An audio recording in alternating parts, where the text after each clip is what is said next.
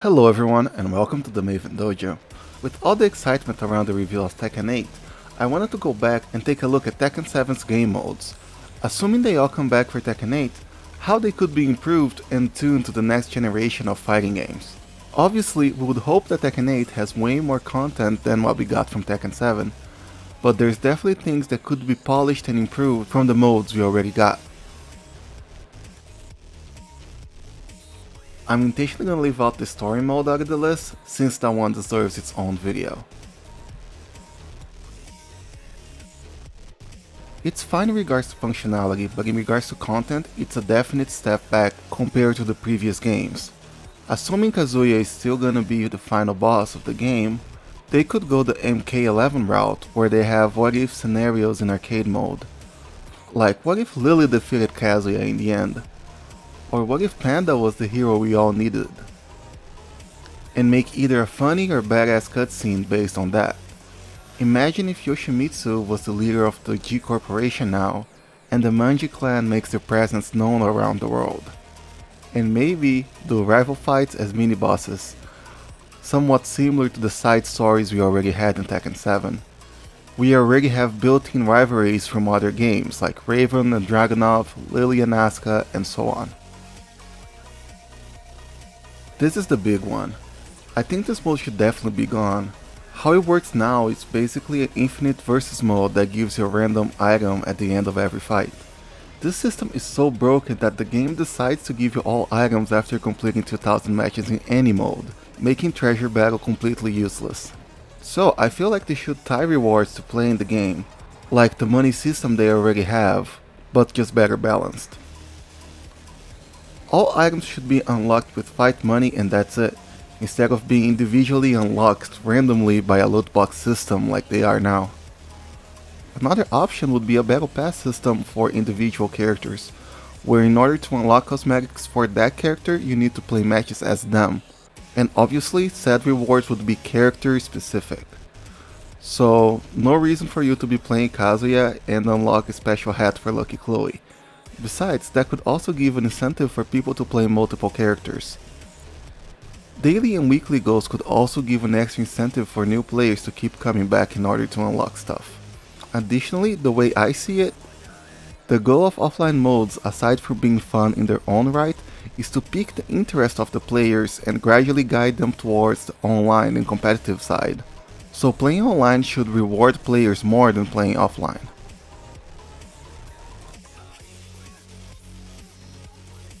It's fine. I especially like the button setup on the character selection screen, and with the advantage of Tekken 8 being available on next gen systems, the load times should be even shorter. Another mode I have no problem with. I just hope that we get online practice on the next game. And of course, no charging for frame data. It's fine. Punishment training was a great idea. This type of training mode is simple to use for beginners that are trying to get more seriously into the game. So a simplified system can take a step away from you getting into practice. Maybe throw break next, or maybe a single backdash into whiff punishing training.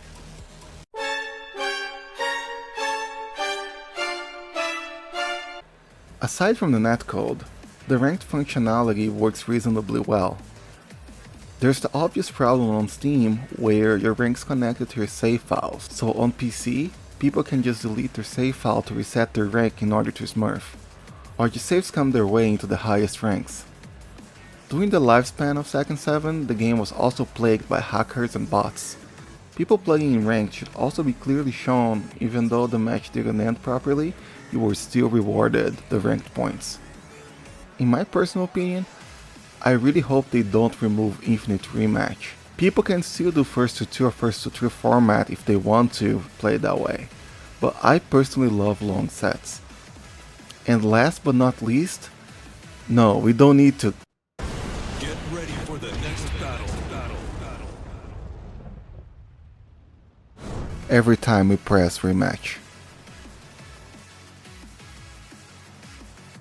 That's another big one. The lobby functionality has been a joke ever since the release of the game in early 2017. At least we need to be able to change the settings and set exclusive spectators without having to remake the lobby. For the longest time we couldn't even skip a turn, which made a huge problem for online tournaments. A big wish of mine is to be able to play simultaneous matches within a lobby, which is a functionality present in other fighting games. It's fine. This is the one I can see the most improvement in. Basically, it should just work. It just works. With how relevant online tournaments have been in recent years, I think tournament mode should not only be a fun thing for people to do with their friends, but it could also be expanded to actually host 64 or even 128 player tournaments. Setting multiple players as TOs that could spectate and even make adjustments on a bracket would be great. I don't know if you guys have ever been a part of an online tournament, but having to trust players to properly report the result of their game is kinda fishy. So the game doing that would be a great help. Also, the bracket being updated automatically would make TOing way less troublesome and confusing. Having your competitive game have a built-in infrastructure to host something like the PlayStation Fight Nights could be a great help to make the community more involved. Even mid-sized streamers could host their online tournaments without it being a big hassle. Customization is fine for me personally, but I know that a lot of people prefer text tools. Maybe we could get a tab where people could post their customization in there and then other people could like or download it into their own game. I know that the newest Saints Row game had that feature in there. So, this is it for the Tekken 7 game modes. I skipped Tekken Bowl, but who cares? Like I said before, I do hope the Tekken 8 has more game modes than those. Even Street Fighter 6 is doing their own version of the Tekken Ball, so it's definitely time for it to return. But that's a conversation for later. So if you liked this video, don't forget to like and subscribe. I try to post once a week and I'll hopefully be covering the Street Fighter 6 beta.